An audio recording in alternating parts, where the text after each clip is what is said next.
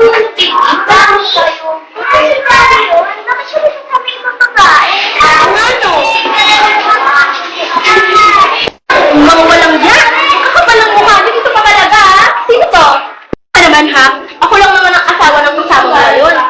Sino ka? Ako lang naman ang nag-iisa sa niya at bakit? Nagagawa ka ba? Dimple, tigilan mo na kami. Nagmamahalan na Isa kami. ka pa eh! Isa ka pa! Isa ka pa! May anak na tayo? Ganyan? Ganyan? Ganyan? Ito ba? Ito ba? Ipapalit mo sa akin? Kaya mo mga ako saktan? At sino ka para saktan ako? Asawa nga ako, di ba? O kahit nasama ka hindi? Kahit nasama ka ba? Bakit ako sinasaktan?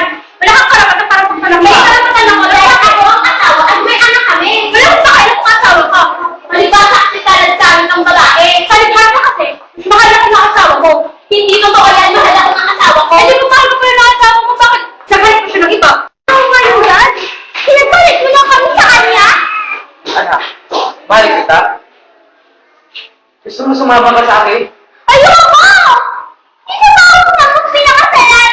Oo, pinakasalan ko ang mama mo. Pero may pagmamahal ba siya sa akin? Ikatiting hindi ko naramdaman yun. Ikaw! May pagmamahal ko sa Mahal ko siya, anak. Ako lang hindi niya minamahal. talaga? Bakit ganun? Nakikipaglalaki ako sa babae na to! Dahil mahal ko siya at nagmamahalan kami, anak. Sumama ka na sa akin, pupunta tayo ng panibagong pamilya, anak. Ayoko kaya!